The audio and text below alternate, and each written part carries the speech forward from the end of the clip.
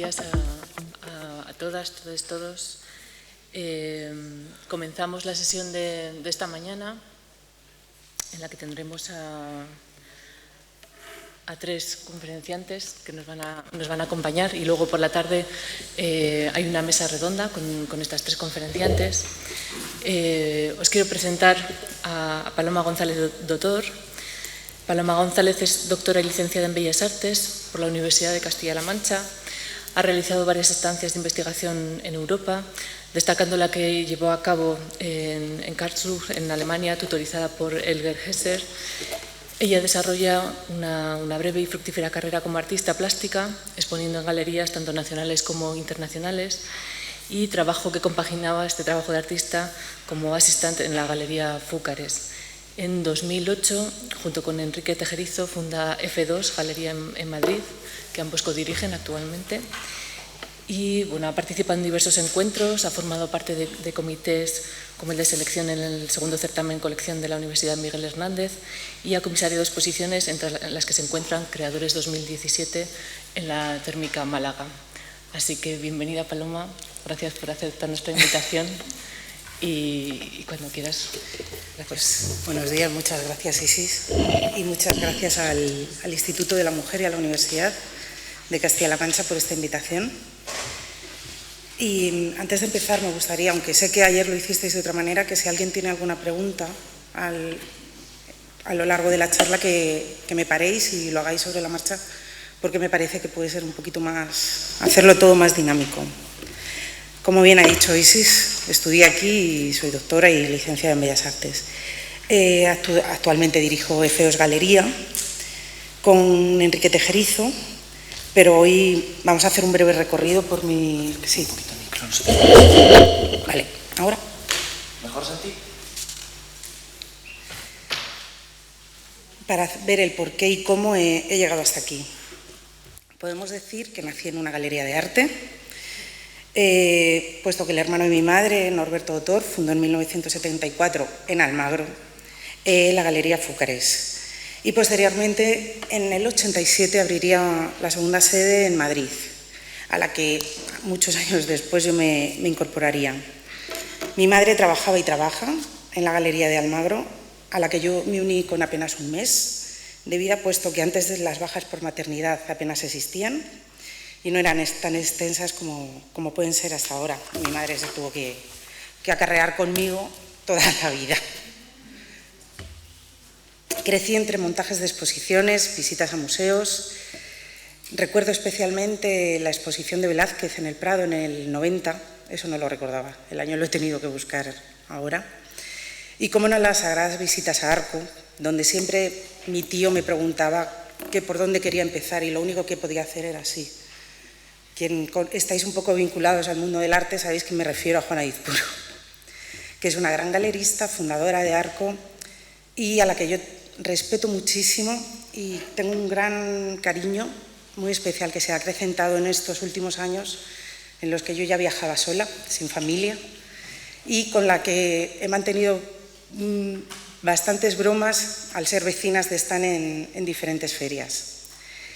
Pero como la vida no es tan fácil, ni no ha sido tan fácil llegar hasta donde estoy ahora mismo, durante la adolescencia me distancié totalmente del mundo del arte. Incluso mi familia pensaba que yo iba a estudiar medicina, pero no, dije no, yo quiero hacer el bachillerato artístico, lo que fue toda una sorpresa y prácticamente se volvieron locos. Esto hizo que yo me implicase mucho más en la galería, volviese a colaborar en los montajes, empecé a hacer las fotografías de todas las exposiciones y me fui metiendo poco a poco ahí. Recuerdo con mucho cariño dos exposiciones de este periodo, todas en Almagro, por supuesto. La primera fue con Maggie Cardelús, yo tendría 16 años, 17, y ella desembarcó con toda su familia, madre, abuela, venían desde Estados Unidos. Aunque ella tiene doble nacionalidad, vinieron las 5 hermanas, la madre y la abuela. Estuvieron por más de 10 días en Almagro. Transformaron toda la fachada de la galería, la cubrieron de baldosines. No hay fotografías, no las he conseguido encontrar. Si conocéis la galería, es una calle muy chiquitita y es muy especial, está de camino hacia el Parador. y cubrieron toda la fachada con baldosines que eran sus manos, como recreando el origen del mundo. Y luego también recuerdo con mucho cariño la exposición que compartí con el montaje, que compartí con Joan Hernández Pilluan. Fue, creo, una de sus últimas exposiciones individuales. Era ya una persona, era un anciano, pero era tan elegante y tenía ese saber estar que, bueno, yo tuve una discusión con mi familia. Los negocios y las familias nunca fueron buenas. Y él estuvo de mediador y consiguió calmarme, que eso no era fácil en aquellos años.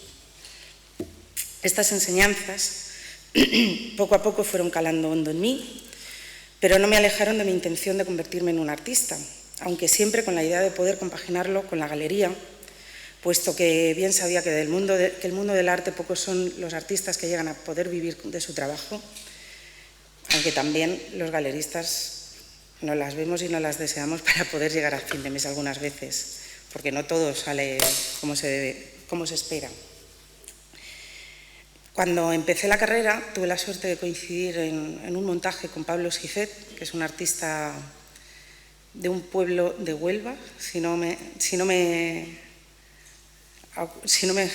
lo recuerdo mal, y él en ese momento codirigía la Galería Sandunga de Granada con Emilio Almagro, y estaban organizando una exposición sobre fotografía.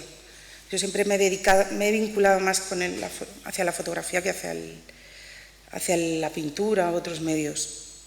Y él vio una fotografía que acababa yo de revelar y directamente ni preguntó, me dijo, me la llevo a la exposición. La exposición era una exposición colectiva y se llamaba Puntos de Vista.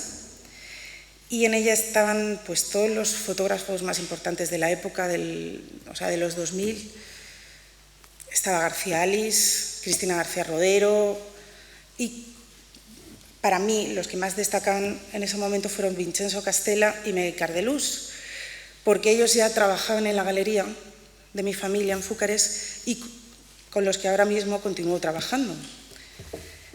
Con Vincenzo he tenido la suerte de volver a compartir un montaje, mi tercer montaje con él, a lo largo de todos estos años en abril, y pude salir a hacer fotografía de campo con él y fue muy entrañable como una persona de 74 años continúa yendo con su cámara de gran formato y acarreando tantos chismes. Me imagino que sabéis lo que es una cámara de gran formato. Además, él utiliza una de principios del siglo XIX, que eso es más duro porque tienes que controlar muy bien las luces, la obturación, la velocidad, porque el objetivo que lleva no tiene ni obturador ni velocidad, se hace con un cartoncito y no hay ni trampa ni cartón. Si sale, sale, y si no sale, pues adiós la placa y continuamos. Estos años de formación, mientras que estaba aquí en esta facultad, continué trabajando en la galería, tanto en ferias y en los montajes.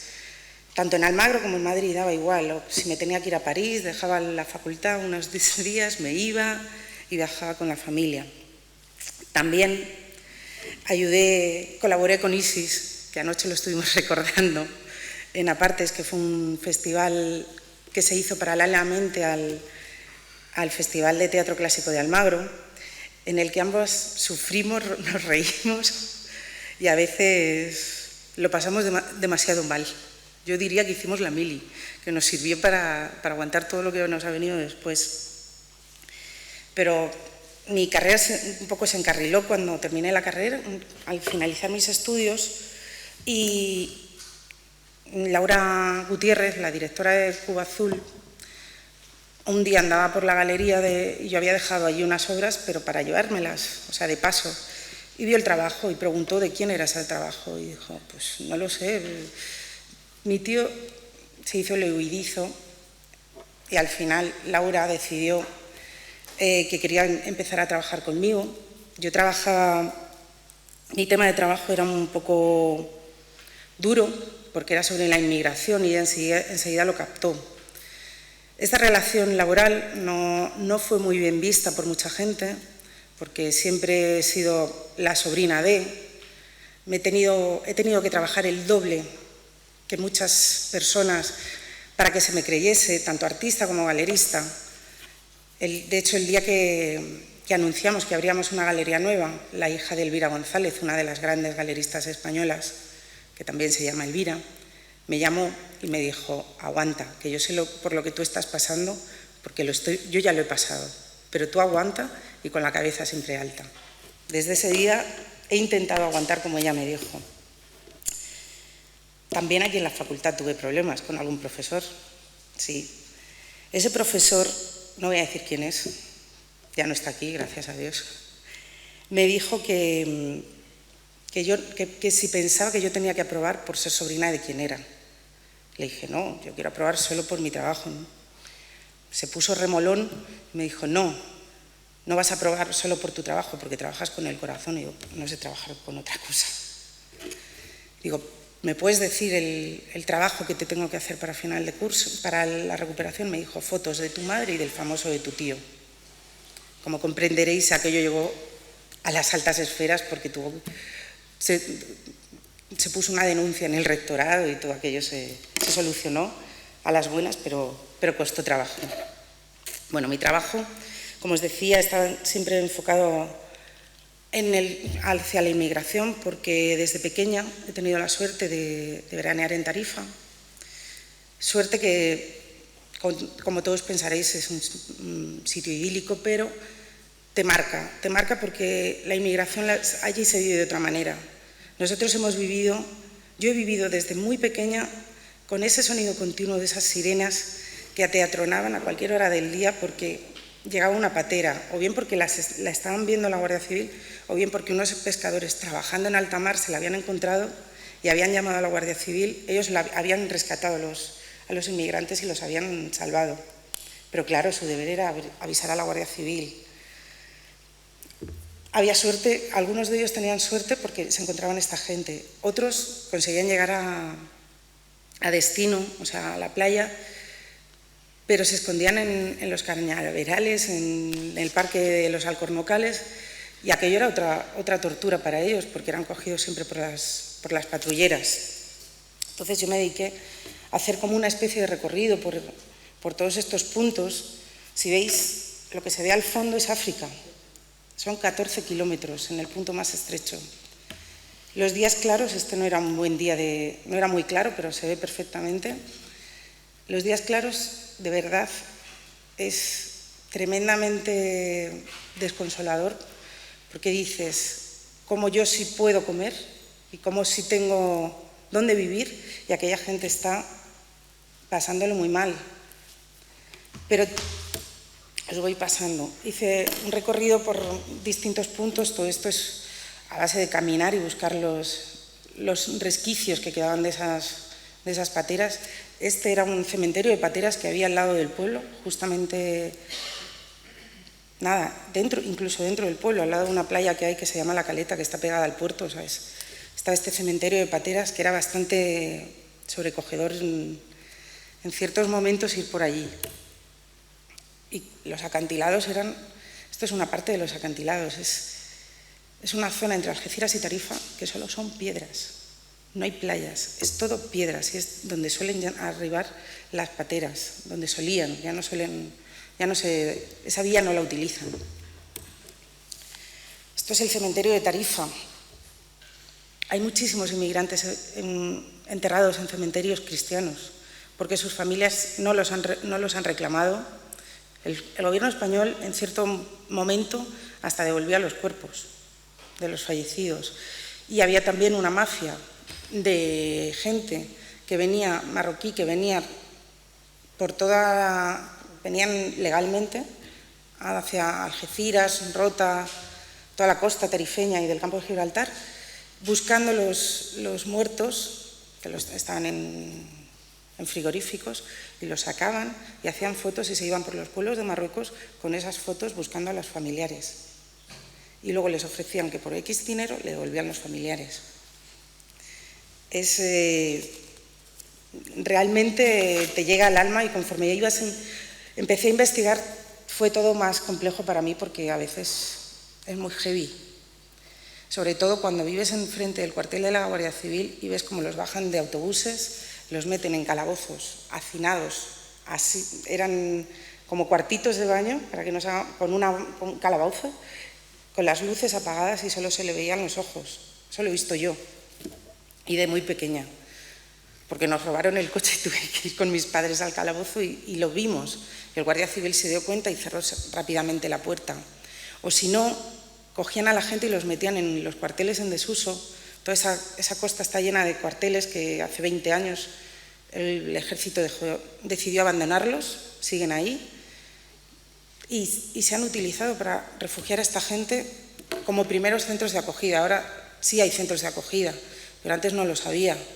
También hay un señor, un cura en Algeciras que le llamaban el padre Pateras, porque se dedicaba a recoger a todas las mujeres y a todos los niños que llegaban en esas pateras y les daba un hogar. Tenía unas pequeñas instalaciones en su parroquia y en los salones parroquiales ahí montó una especie de campamento, hasta que ya la Junta de Andalucía puso un poco en orden aquello y le cedió un espacio y pudieron tener algo un poquito más digno. Pero todo esto es muy heavy cuando te das cuenta que el gobierno español, un presidente del gobierno de España, yo no voy a significar políticamente, ni voy a decir quién fue, junto con el gobierno marroquí, o sea, con Hassan II, no, Hassan II es el padre de Mohamed VI, ambos hicieron una campaña publicitaria que solo se podía ver en Marruecos, no queda ningún testimonio, sí que lo he visto, este testimonio lo encontré escrito por un periodista muy, muy conocido en el campo de Gibraltar, en el que la campaña publicitaria eran unas vallas grandes y era el morito, típico morito, con perdón, muerto de hambre, que sale de Marruecos con nada, se va en patera, se veía casi montando en patera, y volvía con el típico Mercedes antiguo, con más años que el sol y la luna juntos, cargado hasta arriba. Eso fue una campaña pagada por el gobierno español. Y a mí eso me rompió el alma. Lo que estáis viendo ahora mismo son los murales que hacían los niños en el colegio Guzmán el Bueno de Tarifa. Esto está en el centro del pueblo. Como podéis ver, los niños al final son los que ven la realidad de otra manera, no como nosotros. En alguna de las fotos creo que había una especie de manos que era como que salvaba la patera, el helicóptero cogiéndolo. Ellos lo han vivido igual que yo lo he vivido.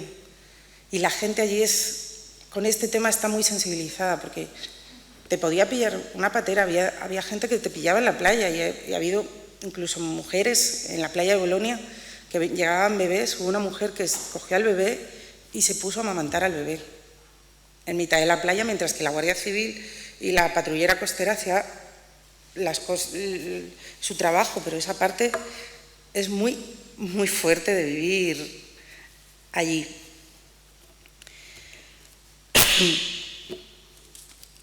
Posteriormente, todas estas vías de entrada del estrecho de Gibraltar se quedaron agotadas para las mafias y recurrieron a otras vías, ampliaron el recorrido, Almería, incluso parte de la costa granadina, Europa, pero aún a día de hoy sigue habiendo tráfico de personas en el estrecho. Ahora lo hacen de otra manera, van con motos de agua, lo llevan atrás. A la persona suele ir el que conduce y otra persona. Creo que el precio son como 1.500 euros por viaje. Y en el momento que ven a la patrullera de la Guardia Civil o intuyen que pueden estar vigilándolos, directamente, ni cortos ni perezosos, les dan una patada, los tiran de la moto de agua y los dejan en mitad del estrecho. Entonces, la Guardia Civil ahora tiene dos retos: vigilar y que no muera más gente. Y para ellos es realmente duro llevar a cabo este trabajo, porque conozco mucha gente allí en Tarifa y te lo cuentan, y es desolador cuando te cuenta las personas, cómo es el día a día en el estrecho. Esas motos no solo llevan personas, también llevan la droga, porque los utilizan también como mulas a estos inmigrantes. posteriormente, ya asumido todo este tema del estrecho y de toda la muerte y la destrucción que hay allí, me dediqué un poco más a investigar sobre cómo esas personas que habían conseguido llegar aquí, a ese dorado, a ese ideal de país, habían conseguido sobrevivir. Estuve en Lavapiés junto con otro amigo marroquí que fue el que me acompañó y que me fue abriendo los caminos, porque si no ellos no te dejan fotografiarles. Es un respeto muy grande por su imagen, porque todavía yo creo que tienen esa idea de la fotografía, como contaban antiguamente, que pensaban que les robaba el alma. Pues ellos yo creo que siguen pensando esta cosa. Y estuve haciendo trabajo de campo en Lavapiés, ya veis que son tiendas de comestibles, carnicerías, pero también en una de las ferias a las que yo fui en París, me di cuenta que los trabajadores de luces, los eléctricos, eran inmigrantes marroquíes, todos, o argelinos, me da igual, yo digo africanos, vamos a decir. Todo el equipo de trabajadores eran marroquíes, y era muy bonito verlos trabajar y cómo trabajaban. Luego también está esa parte de juventud, de gente que se vino de Marruecos hace muchos años y que sus hijos ya son unos europeos más. Podéis ver esta chica con su madre que está recién salida del barco en Algeciras, cómo ella está totalmente normal y la madre está como apabullada por volver a Europa. Otros trabajadores, eso es Tarifa también, que en Tarifa también hay mucho trabajador marroquí. Y luego pues tuve suerte de, una vez terminados mis estudios, volver a poder irme a Alemania a investigar, como bien ha dicho antes Isis. Y allí en Alemania en Karlsruhe me pasó una cosa que yo pensaba que no me iba a pasar en la vida, no me iba a volver a pasar. En Londres, en Inglaterra, en mi primera beca Erasmus, yo sentí por primera vez el racismo en mí. No soy rubia ni nada, soy morena, como el 90% de los que estamos aquí. En Inglaterra, pues me empezaron a llamar Paqui. Yo con mucha gracia me volví y les dije, Paqui, no me llamo Paqui, me llamo Paloma. Paqui es despectivo para ellos, porque me llamaban pakistaní. Tuvimos que, volviendo de una noche de tomar unas copas, tuvimos que correr y refugiarnos en un puticlub, que el portero nos abrió la puerta porque llevábamos gente detrás que nos quería pegar porque ellos pensaban que éramos paquis. No somos paquis, somos españoles. Pues esta cosa me volvió a pasar en Alemania, pero de otra manera. En Alemania yo hablaba alemán y un día en Karlsruhe siempre hay que explicar que Karlsruhe es como un reducto, en cierto modo, nazi. Toda esa zona de Baden-Baden, Múnich, sigue quedando ahí un pozo que es inevitable. Karlsruhe fue uno de los primeros ciudades donde las exposiciones de arte degenerado tuvieron acogida. La primera fue en Mannheim y de Mannheim se fue a Karlsruhe. El arte degenerado era el arte que los nazis consideraban no apto, era el arte que se estaba haciendo en ese momento. Estaban Chagall, estaban los mejores artistas de los años 20 y 30, alemanes y europeos estaban metidos en ese arte degenerado, y estas exposiciones rondaron por toda Alemania como si fuese el demonio, para que la gente viese lo malo. Pues conociendo esta parte, yo ahora me voy a Karlsruhe del 2008. Un día fui a un café, iba con más amigos alemanes y les digo, por favor, en alemán, ¿me puede poner esto? Me dice, no atiendo a judíos. Y dije, perdona, yo no soy judía, yo soy cristiana y soy española. No atiendo a judíos. Yo hablaba en alemán, ella me hablaba en alemán y un compañero se metió entre medias y le dijo, usted es una sinvergüenza. Y nos fuimos, obviamente, del local. Todo esto a mí me hizo reflexionar mucho, porque yo había ido en una situación privilegiada. Tenía dinero, tenía casa, tenía todo, tenía papeles. Pero me hizo pensar en todos aquellos españoles que en los 60 y 70 no habían tenido nada. Se fueron de España con una mano delante y otra detrás, buscando dónde dónde labrarse un futuro mejor. Y curioseando y preguntando a la gente me dijeron que había un grupito de españoles, de los primeros que llegaron a Karlsruhe, que se reunían todos los domingos a la 1 de la tarde en la iglesia. Y allí coincidió que yo vivía casi prácticamente enfrente de esta iglesia. Así que yo ese primer domingo que después de enterarme me fui a verlo, disfruté maravillas. Llevaba 3 meses sin oír hablar español, salvo con mi familia, por teléfono cuando hablaba. El resto yo me comunicaba en inglés o en alemán, ya está. Llegué allí, pues lo normal, llegas a una... No soy muy practicante, no soy practicante, pero yo llegué a la iglesia y me senté al fondo y vi que había delante un grupito de señoras muy graciosas, se las reconoce, un español se nos reconoce hasta en el Polo Norte. Y me senté, me miraron, cuchichearon entre ellas, volvieron a mirar hacia atrás y una de ellas dijo: Rica, vente para acá, que no te vamos a comer. Así que yo me metí con ese grupo de españoles porque al final era como una familia. Después de esta misa en español había una comida en la que todos ellos te iban contando, y cuando se enteraron sobre lo que yo trabajaba y sobre lo que pretendía trabajar allí, pues como que me integraron muy bien y me estuvieron contando sus vivencias, lo mal que lo pasaron al principio de llegar allí, porque ellos sí que no hablaban inglés, no hablaban alemán, se comunicaban por signos, y fue bastante bonito compartir esos días con ellos y esas historias. Por eso hice esta serie de fotografías, además de un vídeo de llamada del pique de la campana, pero también todo esto a mí me hizo reflexionar. Muchas veces nosotros renegamos de ese cine de los 70, español, pero a mí estas vivencias que me contaron estas señoras tan sumamente encantadoras, lo único que me recordaban era una película, Vente pa' Alemania, Pepe. Y qué razón llevaban cuando todo esto se ve desde ese punto de vista que tú no estás en tu propio país. Esto es que me he pasado ya. Me he ido de hojas así.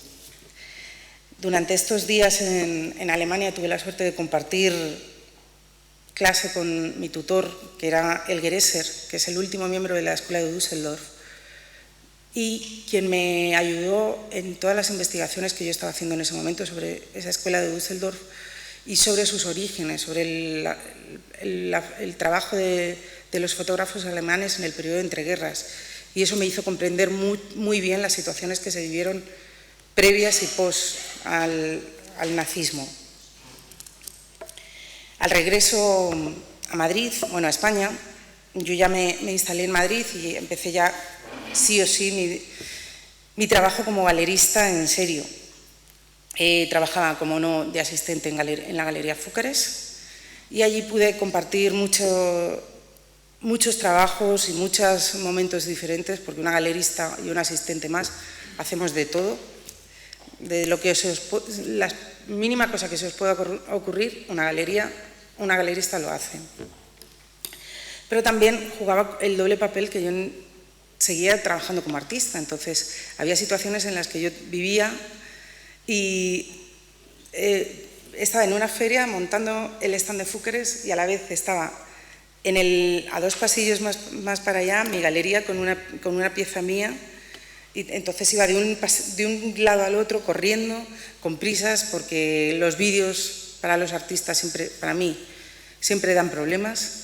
Siempre es el mayor problema al que se enfrenta tanto el artista como el galerista, porque a la hora de la verdad nunca funcionan. Pero en el 2009 la crisis económica cayó como un mazazo en el mundo del arte y yo tuve que dejar mi labor como artista. No la dejé ese año, la dejé posteriormente, pero mi galería sí que cerró ese año. A mí, que era Cubo Azul, yo continué haciendo exposiciones colectivas. Mira Bernabéu me invitó a participar en Inmigrantas, esta palabra no existe, que se celebró que tuvo lugar en Fernando Pradilla, en la galería. Y luego, pues, itineraría por otras galerías, estuvo también en su galería en Visor, en Valencia, y en Fúcares, en Almagro, siempre en un formato mucho más reducido, porque la galería de Fernando Pradilla de Madrid es tremenda y el resto de espacios eran muy pequeñitos. En esa exposición casi todas las mujeres casi todos los artistas éramos mujeres y todas trabajábamos sobre la inmigración, ya fuese del ámbito que yo estaba especializada más en África, otros eran de otros continentes, pero era muy bonito ver el conjunto porque te hacía reflexionar sobre el tema. Y luego, pues tuve la suerte de ser premiada. Han desaparecido unas fotos. Bueno, os la cuento. Fui premiada por la Junta de Castilla-La Mancha para una exposición en el ECAT, en la Capilla de Jesús y María, y allí hice un recorrido por esos momentos en los que, o hice más bien un recorrido, una reflexión sobre estos momentos de la inmigración, pero ya no desde un punto relacionado con el estrecho, sino en el día a día de esos inmigrantes. Es una iglesia, en el fondo, en la capilla, o sea, en el ábside había una estructura de una vaca gigante, como si de un Cristo se tratase, cargada hasta los topes. Estaban las fotos, pero no sé qué ha pasado. Luego, si eso os la puedo enseñar de otra manera. Había también tres vinilos con la frase "Bienvenidos al paraíso", traducida en 3 idiomas, en árabe, francés e inglés, puesto que solían ser los 3 únicos idiomas en los que estos inmigrantes africanos se comunicaban. El árabe porque es el suyo, el francés porque en cierto modo también lo hablan, es bastante común en África, y el inglés, los que menos hablaban inglés. Entonces me pareció que el "Bienvenidos al paraíso" era lo que ellos esperaban, y esto no es un paraíso, aquí hay que trabajar para comer, como todo hijo de vecino, y como todos trabajamos. Y posiblemente gracias a estos inmigrantes muchos de los trabajos que los españoles ya no nos queremos hacer cargo de ellos se están haciendo cargo de ellos, tanto africanos como sudamericanos, como del país que sea. Y posteriormente, y finalizando esa exposición, había un grupo, una serie de fotografías que eran se veía un inmigrante bereber marroquí en su propio restaurante en Tarifa, trabajando en el restaurante. Él es Rachid Bouleris y desde el primer día él me ha estado aconsejando siempre, desde que yo empecé a trabajar sobre la inmigración. Fue mi fiel consejero y el Pepito Grillo que te decía siempre: haz esto, haz no sé qué, tira por allí que vas a encontrar más información. Estas fotografías, un año después de tomar estas fotografías de Bouleris, un año después hubo un temporal de Levante, se llevó el temporal el restaurante, se volvió a quedar sin nada, y ahora mismo trabaja en uno de los mejores restaurantes de Tarifa como cocinero.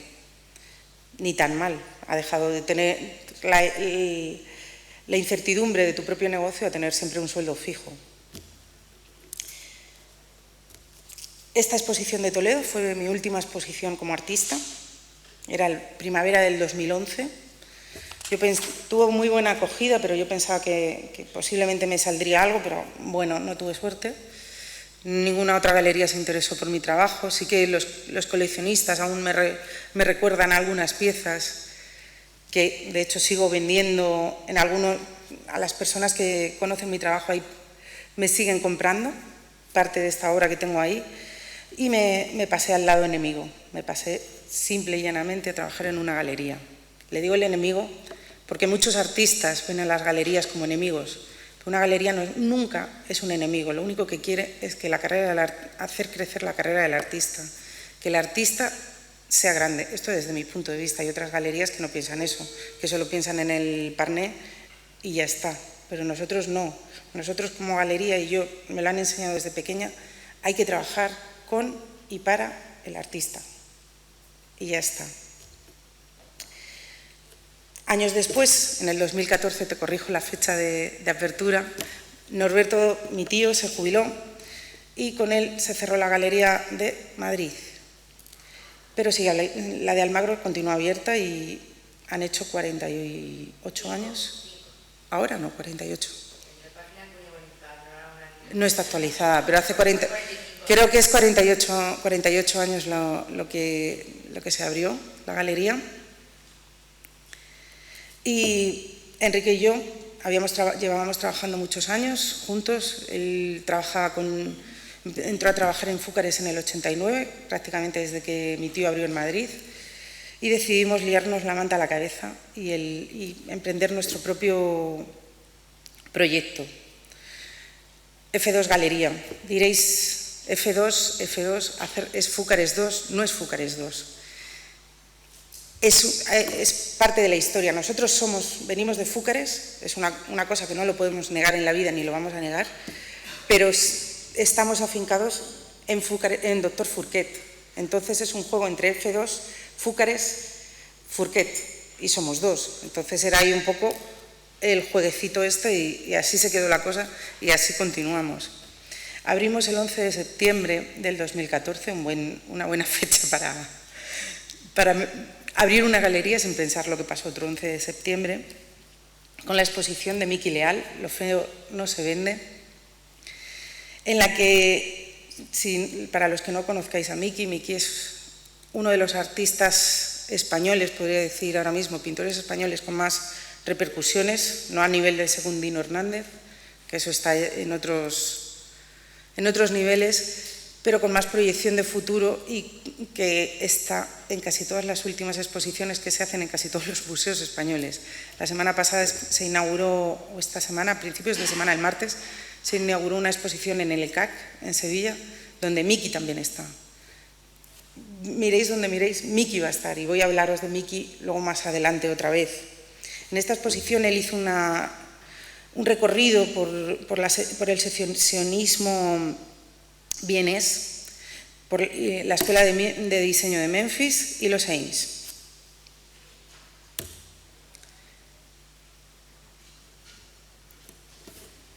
Desde un principio, en la galería hemos intentado sentar las bases de un proyecto con el que buscábamos posicionarnos en la escena artística actual, siendo uno de los principios que nos han marcado siempre es el continuo seguimiento y puesta en común que llevamos a cabo con los artistas. Trabajamos día a día con todos los artistas, o lo intentamos. Vamos a los estudios, si podemos presencialmente para los que están en Madrid, y si no podemos por Zoom, como sea, pero intentamos mínimo un día a la semana hablar con todos. Como vais a ver ahora, trabajamos con muchos artistas, son 26 artistas, 2 de ellos son parejas, entonces se quedan en 25. Es una labor muy, muy dura y necesita una concentración y un tiempo que no se puede ni calcular. Hay artistas aquí que no sé si estáis acostumbrados a trabajar de esta manera. Me imagino que no es lo habitual, que casi todas las semanas el galerista te llame para decir qué estás haciendo, envíame fotos o paso por el estudio. Pero es la manera en la que nosotros nos han enseñado a trabajar y no podemos trabajar de otra. ¿Con esto qué conseguimos? Pues en vez de ser una galería en la que el artista llega y te deja la obra y te vas y tú solo te encargas de venderla, consigues que el artista se vincule a ti, que hagas una especie de familia, una familia en la que todos nos ayudamos entre todos. Los artistas, dentro de los artistas de la galería, luego cada uno se va haciendo su pequeño grupo, pero casi todos colaboran entre todos, y si se tienen que echar manos y pies, se los echan, que eso para mí, desde el punto de vista artista, me parece muy, muy bonito, que sé que en otras galerías no se da. Como os he dicho, trabajamos con 25 artistas, hay artistas internacionales, nacionales, emergentes, consagrados, pero todos forman F2, que al final son lo que dan el poder de la galería. Nosotros hacemos nuestro trabajo desde la oficina, pero ellos son la cara visible de la galería.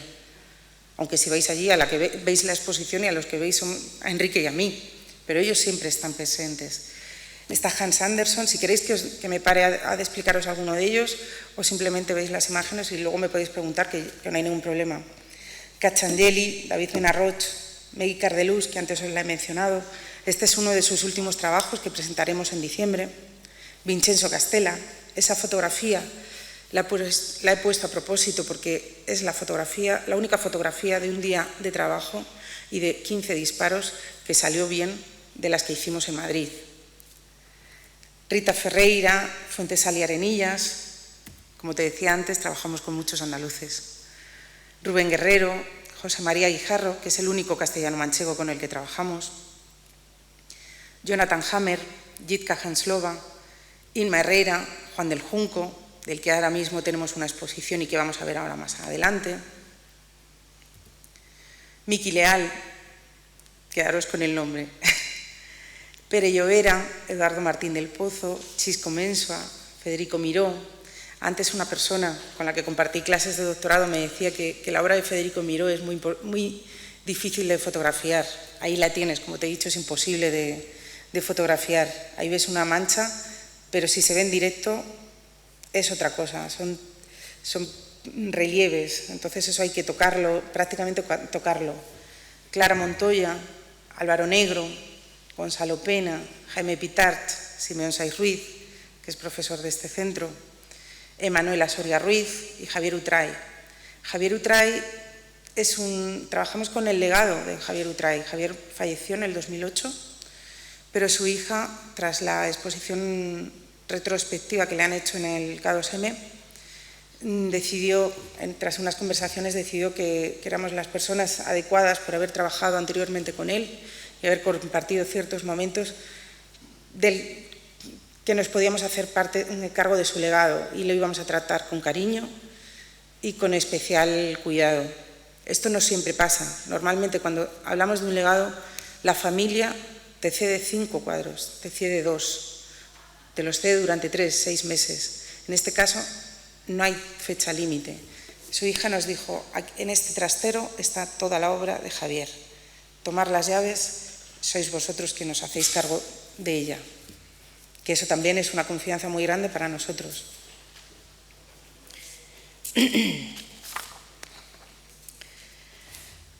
Para todos los que desconocéis el funcionamiento de la galería, ya os he comentado antes, no solo nos dedicamos a hacer exposiciones fuera, dentro de la galería, ni a buscar ventas, ni nada de eso, sino que, como ya he dicho y reitero de nuevo, hacemos un seguimiento muy personal de los artistas y además les ayudamos con proyectos como puede ser los catálogos que he dejado ahí, que son de otras exposiciones, los he dejado para que los pudieseis ver, quien quiera. Nosotros colaboramos con los artistas para hacer esos catálogos. En España no existe esa parte de que alguien te va a pagar un catálogo como tal. Necesitas a gente que te colabore. Precisamente, el más grueso, se hizo con motivo de la exposición en el CAC. Sí, pásalo. En el CAC de Málaga, de Miki Leal. Está pagado por el CAC de Málaga, la Galería Rafael Ortiz y nosotros, y también parte del artista. Si no se hace así, en España es imposible editar un catálogo, salvo que seas Secundino Hernández, que eso se rifan las editoriales para publicarte el catálogo. Ese catálogo nos costó más de 6 meses de trabajo. Digo nos costó porque yo estuve trabajando mano a mano con el comisario de la exposición, que fue Alberto Martín, y que pude colaborar muy directamente. Casi el 90% de las fotografías que aparecen son mías, de todas las obras, y para mí es como una especie de bebé, porque ha sido un trabajo muy grande durante mucho tiempo. Miki es uno de los artistas que más energía nos quita, pero también porque es el que más trabajo tiene.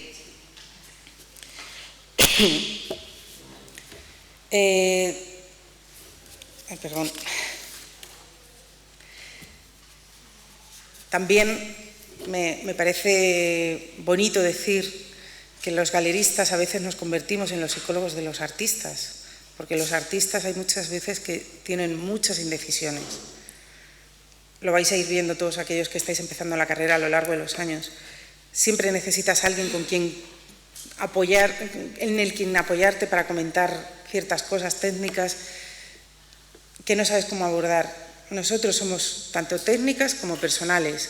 Nos comemos divorcios, separaciones, muertes de familiares, y todo eso lo hacemos, en nuestro caso, no solo como galeristas, sino como amigos, porque lo único que nos interesa es que ese artista esté bien y que su trabajo esté bien y que sea el de siempre.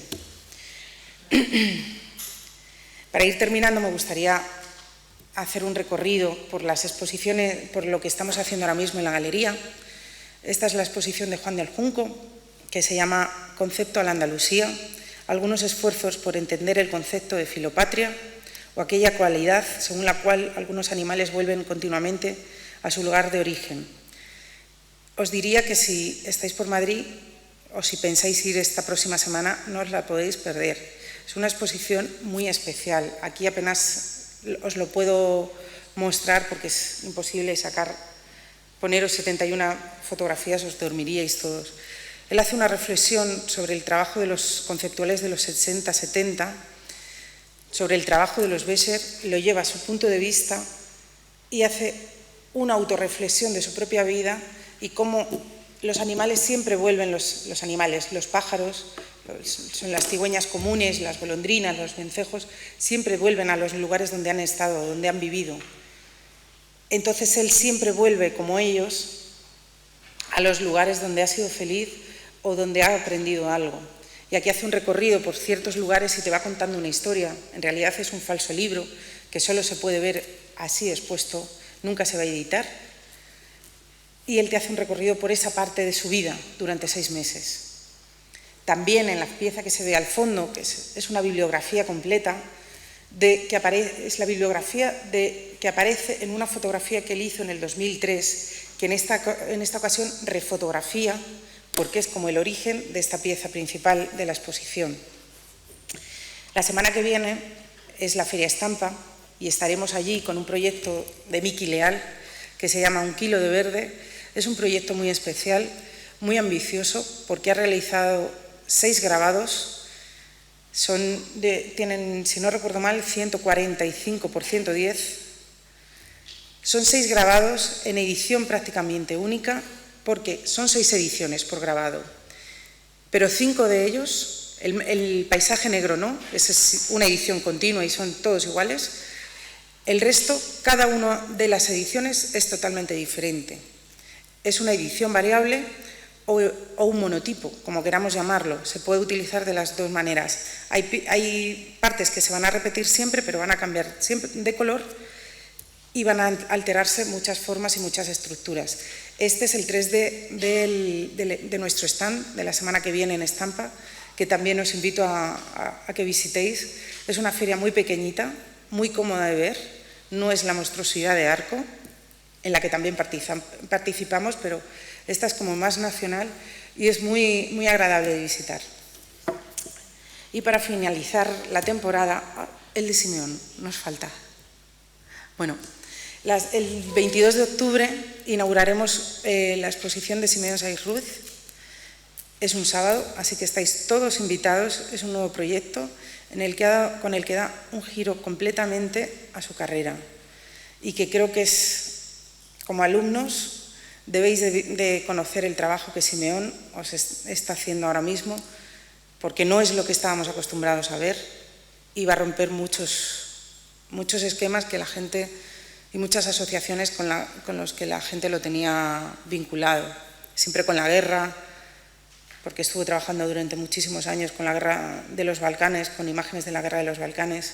Posteriormente ha trabajado con fotografías extraídas de periódicos, pero tuvo un problema legal y tuvo que apartar esa serie por cubrirse las espaldas, no tener problemas, como los que tuvo Thomas Ruff, creo que fue, al utilizar unas imágenes de la prensa, y la prensa un periódico le denunció y tuvo un juicio millonario que creo que tuvo que pagar un pastizal a ese medio de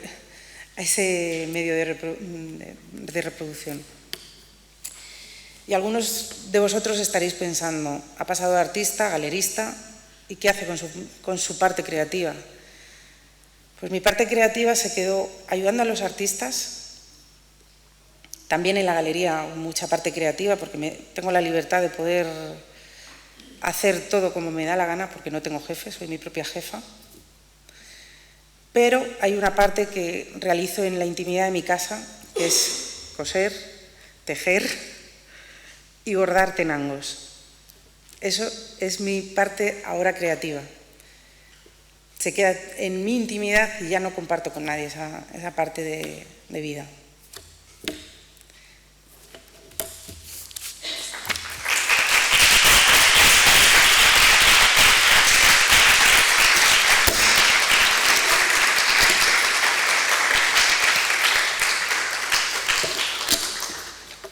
¿Tenéis alguna pregunta o...? Dime. Lo primero, ¿el tanto por ciento de mujeres artistas con las que trabajan en la galería? Una. Sí. Segundo, ¿cómo trabajáis en vuestra galería? ¿Qué tanto por ciento? Yo creo que eso siempre es importante, que no se sabe qué tanto por ciento trabajáis con los artistas, por ejemplo. Si hay producción, depende de cada proyecto. Y otra curiosidad, por ejemplo, cómo se accede a una feria de estampas, ¿no? Vale. O sea, creo que son preguntas que son buenas. Son interesantes porque siempre hablamos de nuestra galería, pero cómo se trabaja en ese sentido de decir cómo se llega a la feria de estampas, cómo trabaja una galería con los artistas y en este caso, en este foro, ya que somos casi todas mujeres artistas, ¿qué tanto qué tanto por ciento de mujeres artistas lleva en la galería? En tu galería. Pues a ver, al principio, cuando nosotros abrimos F2 hace 8 años, el tanto por ciento de mujeres era mínimo. Teníamos a Megui Cardelús únicamente como mujer. No por nada, sino porque, para aclararlo primero, nosotros desde nunca y sobre todo desde que somos F2, nunca nos hemos planteado si una obra de arte la ha hecho un artista, una mujer, un hombre, un perro, un gato o un pez. Nos da exactamente lo mismo quién haga la obra de arte, quién haga ese trabajo. Lo que tiene que hacer es gustarnos a nosotros y que nos llegue. Yo no miro el nombre. Al día recibo una media de 10, 15 emails con dosieres. No miro los nombres, los abro. Y si me gusta el trabajo, se lo envío a mi compañero y él hace lo mismo. Nunca hemos mirado quién hace la obra. Eso es la base de nuestra decisión a la hora de empezar a trabajar con un artista. Sí es verdad que con el tiempo hemos ido incorporando mujeres. La primera que fichamos como F2, porque hay muchos artistas que vienen heredados de Fúcares, por así decirlo, fue Katja Angeli. Es una danesa afincada en Londres, que estudió en el Royal College, y mi socio fue a ver a otro artista que nos interesaba y con el que ya trabajamos, que era Diego Delas, que acabamos de dejar de trabajar con él, y estuvo en el Final Show. Y Enrique me llamó rápidamente desde allí y dijo: he visto una tía que hace unas cosas maravillosas. Espera, voy a volver y así vamos viendo con imágenes. Son esta especie de formas, de humos y tal. Esa fue la primera mujer que nosotros fichamos. Posteriormente han ido llegando más, porque en otra conferencia que me invitaron en la Térmica, en Málaga, hablando con Arakis me dijo, te lo conté ayer, Isis, pero bueno, con lo que me gusta tu galería y las pocas mujeres que tenéis en la galería siendo tu mujer, digo, si ves la estructura de la galería, que somos Enrique y yo, como los pilares, somos hombre y mujer, o sea, ahí hay paridad. Pero en artistas sí era verdad que no teníamos una paridad clara. Desde ese momento nosotros empezamos a buscar gente con la que poder trabajar, mujeres con las que poder trabajar y que nos gustase su trabajo y que nos llegase. Porque si a mí un trabajo no me llega, yo no puedo trabajar con nadie, con una mujer, ni con un hombre. Hay veces que un artista me puede caer muy bien, pero su trabajo, o sea, no puedo. Y me pasa con mucha gente, y tengo muchos amigos artistas que los adoro, pero que no me entra su trabajo y es imposible. Después hemos ido incorporando a mujeres. No sé ahora mismo el porcentaje que tenemos, no sé si es el 30 aproximado. Está Katja, está Megui, Rita, Julia de Fuentes Aliaranillas, porque ellos son dos, es una pareja.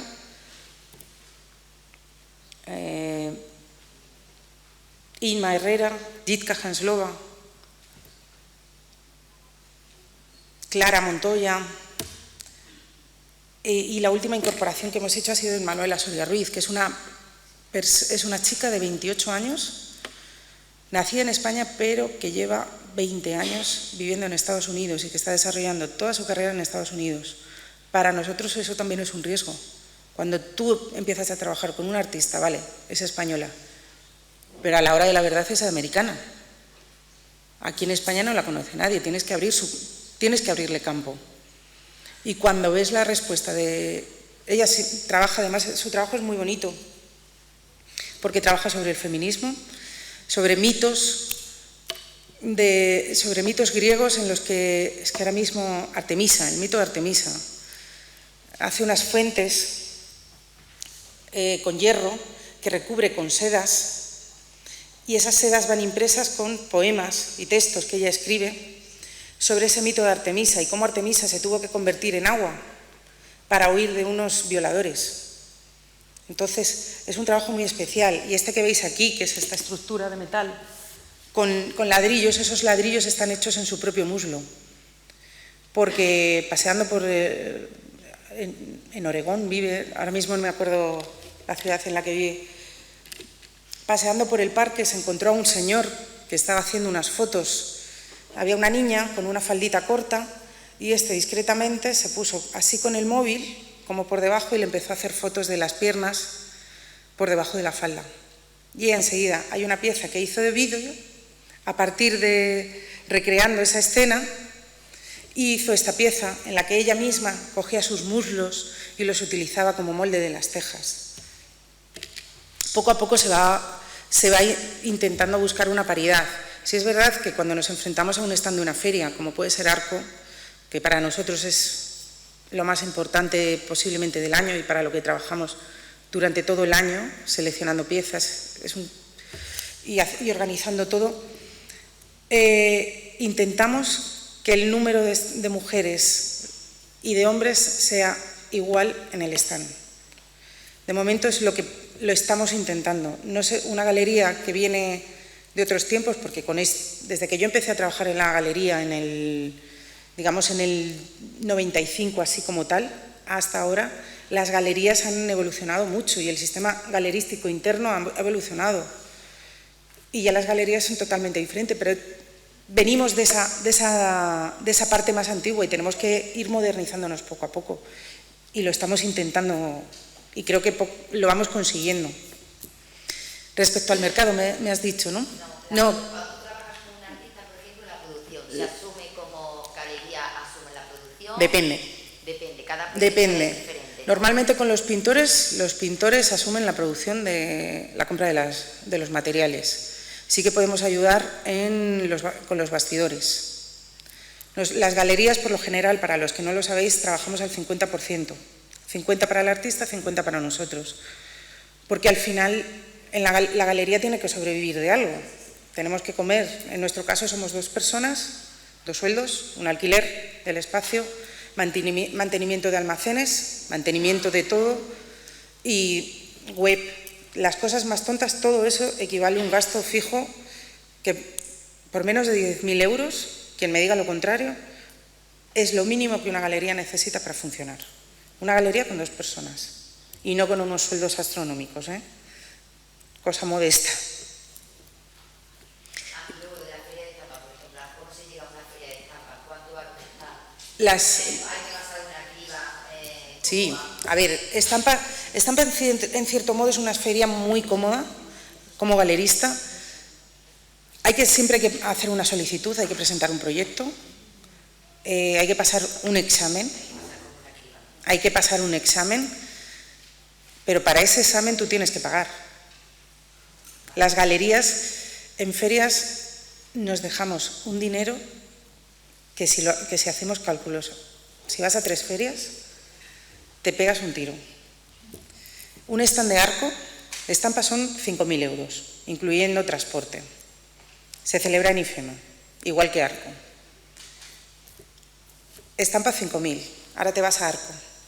Arcos son un stand de 80 metros, solo el stand, solo el stand con las luces y pequeñas modificaciones que nosotros intentamos hacer, las mínimas, mínimo son 26.000 euros. A eso le tienes que sumar unos 1.500 de transportes. Si no tienes que hacer transporte internacional, como tengas que hacer transporte internacional, apaga y vámonos. Para conseguir salvar los muebles, que es lo que siempre intentas en una feria, como Arco, necesitas vender unos 60.000 euros solo para pagar el stand, que es lo que todas las galerías intentamos que suceda en la primera mañana de la feria. Hay veces que no sucede. Entonces, si el primer día tú no has cubierto, el mal cuerpo que te llevas a tu casa y el dolor de cabeza y la tensión, no se lo puedo desear a nadie, ni a mi peor enemigo, porque siempre partes de menos tantos mil. En estampa esta vez pues es mucho más fácil de conseguir 12.000 euros y además con Miki Leal es muy fácil conseguirlo. Es un artista que tiene una acogida entre los coleccionistas muy grande, entonces es más fácil. Siempre eliges también el proyecto con el que puedes salvar. Lo importante es no perder un duro. Sí. ¿Tú tenías otra pregunta? Vale. Era para preguntar la proporción también, sí. Pero ya la has contestado. Sí, creo que es más o menos el 30, pero exactamente no lo sé. Buenos días. Buenos días. Mi nombre es José Antonio y soy alumno aquí de la facultad. Entonces, me gustaría un poco que a todos los alumnos que hay aquí, nos contaras un poco tu experiencia, qué tenemos que hacer, como tú como artista y luego galerista, cómo nos tenemos que mover, digamos, en el mundo del arte un poco. Pues esta mañana lo comentaba con Ruth. Precisamente, para mí me parece una de las cosas que más eché de menos en esta facultad. Aquí estuve 6 años, hice los 5 años de carrera y los cursos doctorales después. Echaba de menos que nos motivasen a ir a Madrid o a Valencia, que son las 2 ciudades más cercanas a Cuenca, para ver exposiciones. Yo creo que como ahora con la distancia, creo que es imprescindible que mínimo una vez al mes todos los alumnos, bien sea organizado por la universidad o de motu propio, vayan a ver exposiciones. Sabemos que aquí en Cuenca tenemos A, B y C. Y eso te lo ves en una semana, puede variar alguna exposición temporal, pero el resto está siempre fijo. Creo que la gente tiene que ir, los alumnos tienen que ir a Madrid o a Valencia, me da exactamente dónde, pero ver exposiciones. Lo primero, empezar por el Prado, porque el Prado nos sienta las bases de lo que se está haciendo, de lo que hay en el de mucho de lo que hay en el Reina Sofía. Pero antes de irte a una galería, que es obvio que hay que ir a las galerías para que sepan la realidad del arte actual, hay que ir primero al Prado. Eso para mí es lo imprescindible. Luego después hay que ser muy constante en el trabajo e intentar buscarte tus vías posibles. Y si ves que algo no funciona, abandonarlo rápidamente y replantearte todo. Es mi propia experiencia. También yo, en cierto modo, he sido una privilegiada porque lo he mamado desde pequeña. Entonces no puedo, también para mí fue más fácil estar dentro de ese circuito, pero si tú vas a las galerías te empiezan a conocer y una vez que tienes un proyecto bueno, puedes empezar a enviar dosieres. Nunca vayas a una galería con un dossier porque no te lo van a coger y si te lo cogen te van a decir, vale, ahí se queda, porque no hay tiempo físico.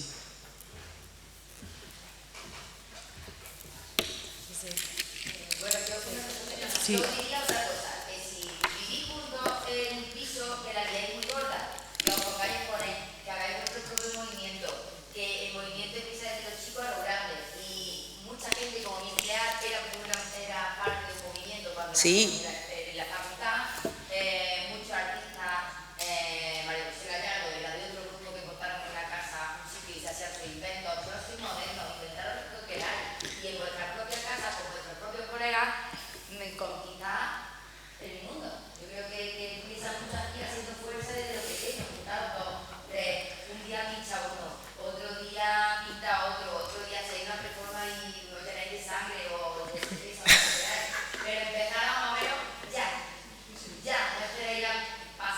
No. Y tenéis una generación que a mí se me escapa 20 años de diferencia o de lo que sea, y tenéis otro tipo de redes, y a la pasa. Ese es mi único consejo que daría, es muy gorda. Hay un buen ejemplo, como ella ha comentado, de la escuela de la Facultad de Sevilla, que son la Richard Channing Foundation. Miki Leal, Juan del Junco y Fernando Clemente hicieron lo que les dio la gana. Fueron irreverentes con todo el mundo.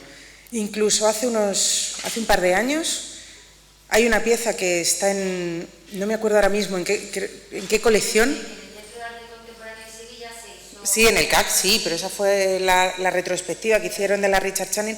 Pero hay una pieza de ellos que es una custodia hecha con cristales de mesas camillas, los cristales redondos que conocemos todos, de diferentes tamaños, que se dan una custodia como las custodias que hay en las iglesias, y hecha con vasos de cubata, con vasos de chupito, con copas de coñac. Eso es la irreverencia en estado puro, y esa pieza fue retirada de una exposición que hubo en el Palacio de la Aduana en Málaga hace un año o hace 2 años, justo antes de la exposición de la Richard Channing. Fue retirada esa pieza, porque el obispo de Málaga se sintió muy ofendido. Pero a mí me parece que es como dentro de la Richard Channing y de todo el trabajo que hicieron, es la pieza por antonomasia de esa gente. Bueno, agradeceros, gracias, Sí. Paloma. Ya. Como vamos... Gracias a vosotros.